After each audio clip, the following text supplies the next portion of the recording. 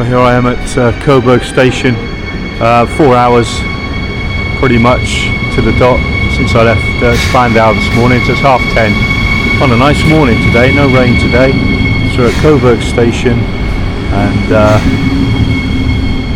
yeah, October 1922 was Hitler and 800 of his pals came here on a special train just then,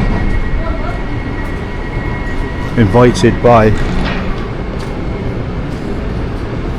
several Völkisch groups to German Day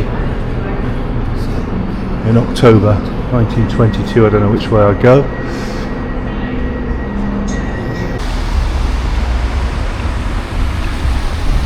Yeah, as I was saying, met by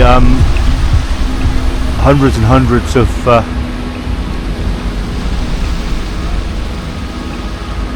Russian communists, because this town was a bit of a Russian enclave, or a communist enclave I should say, nothing to do with the Russians, but a communist enclave back in the 20s. Nobody had heard of the National Socialists back then. But yeah, Hitler came with 800 of his pals, and basically left the train station, marched down here.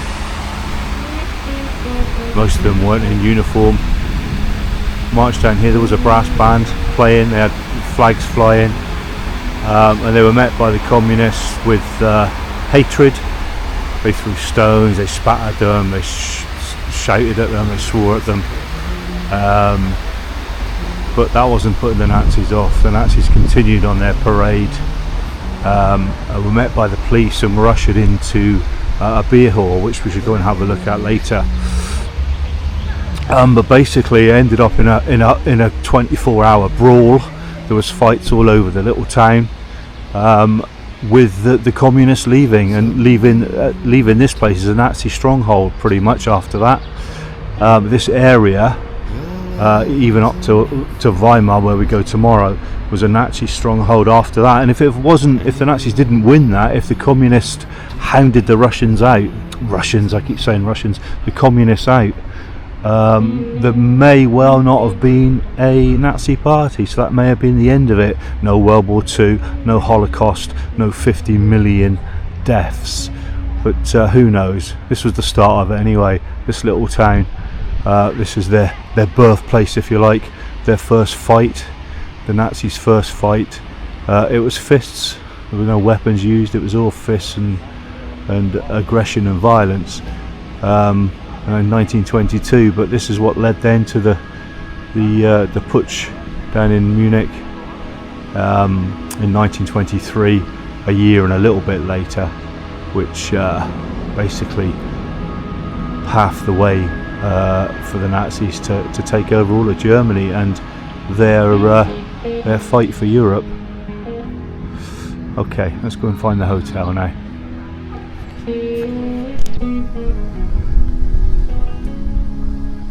Well, this is lovely. Just checked, well, I've not checked in, but I've just dropped my bag. It's only 11 o'clock in the morning, so I've dropped my bag off, and they were very helpful. They kept the bag, give me a tag, and I'm on my way into town.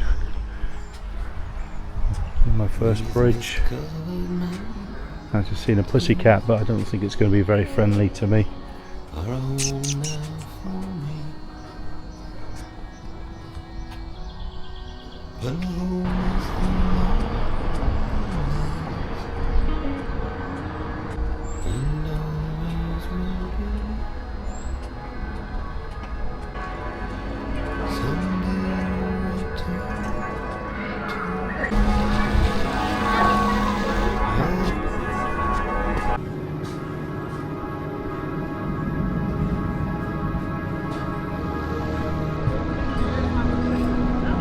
Okay, so we've reached the centre of Coburg, the market square, and that's the Rat House, or the office building, the first building in Germany to actually have, I'm going to get out the road because I'm going to get run over, to actually display a Nazi flag. It had a Nazi mayor in there from 1929, and they displayed the Nazi flag in 1931, so it's the first building in Germany to be turned over to the National Socialists, and obviously this was the first town to be turned over to the National Socialists in October 13th, 14th, 1922. Obviously it took a few years for them to gain a stronghold, to gain a foothold in Upper Bavaria or in Bavaria itself. But in 1923 they had the unsuccessful Munich Putsch, where Hitler was locked away for a couple of years, well, sent away for a couple of years, whether he was locked away for a couple of years, where he wrote Mein Kampf, etc. But this was the first building in Germany to display a Nazi flag.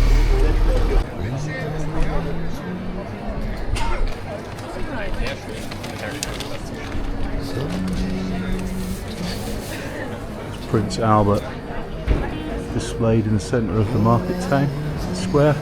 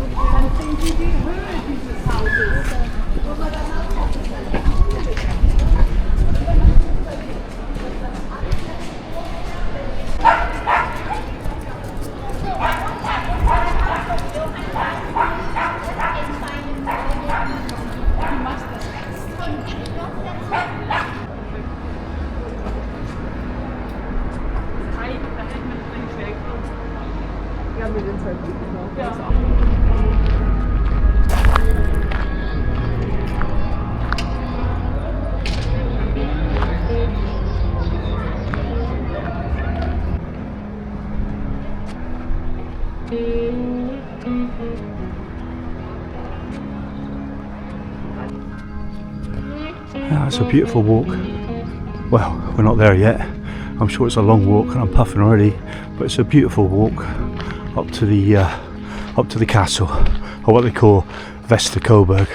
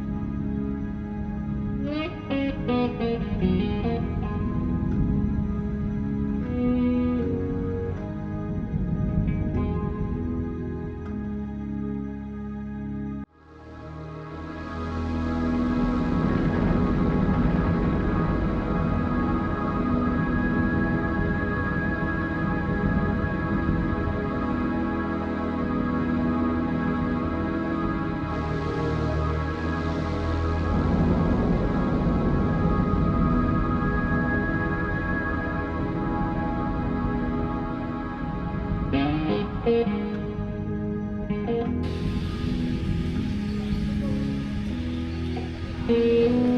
back on a rainy Sunday morning after our beautiful day in Coburg yesterday.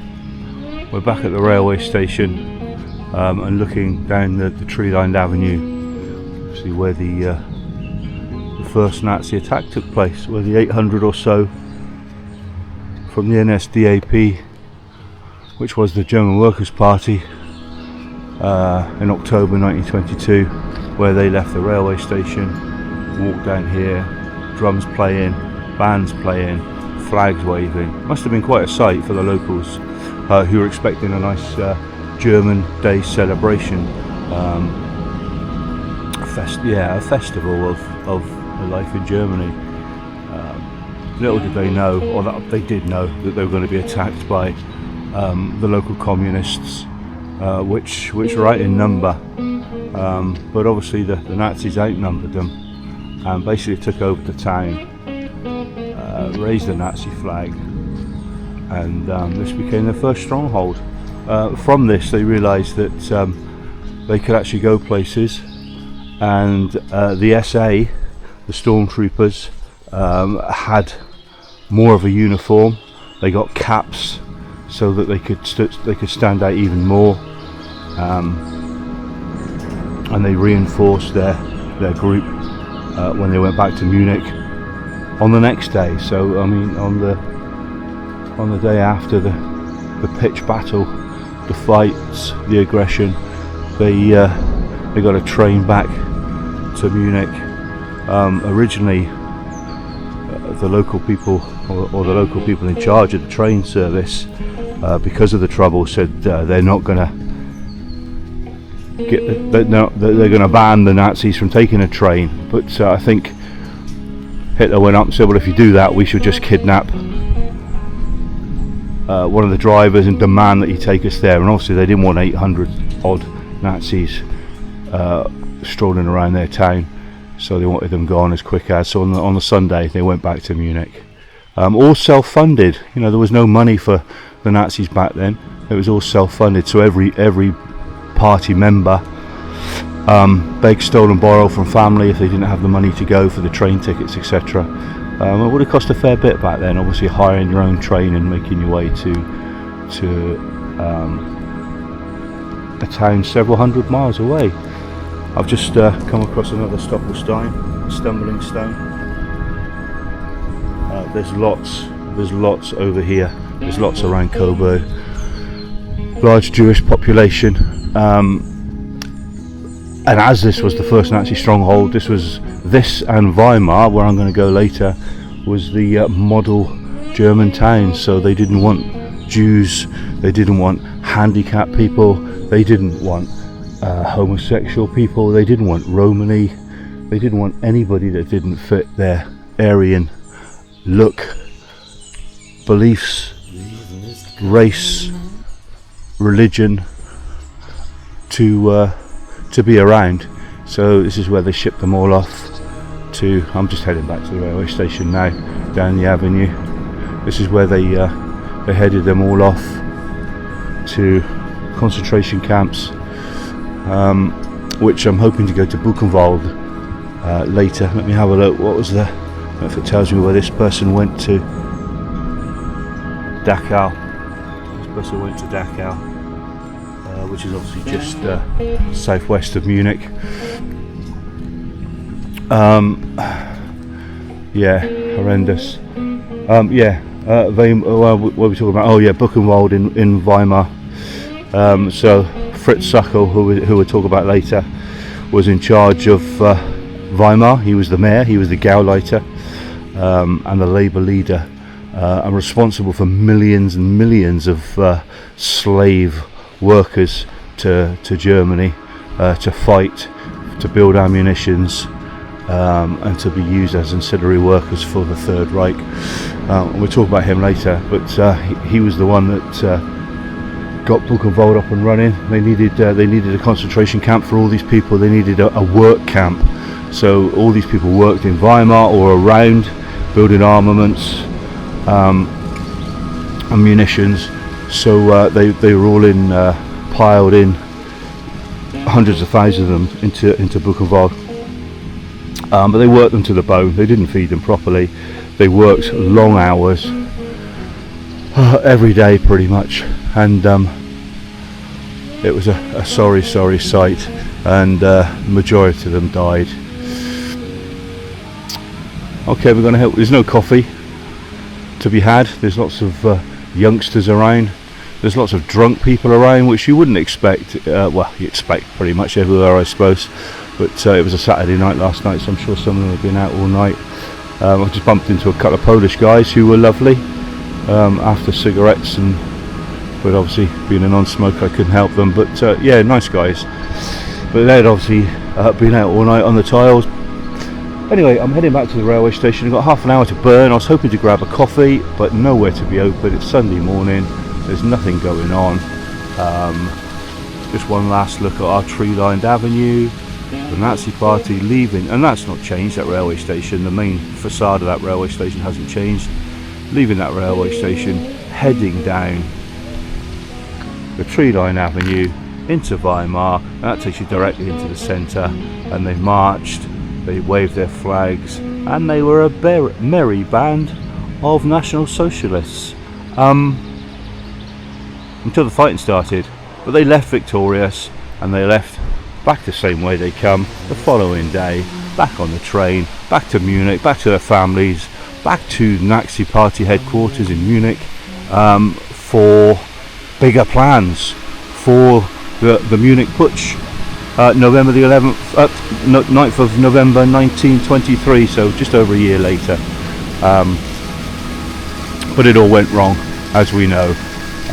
But what doesn't kill you makes you stronger, as they say.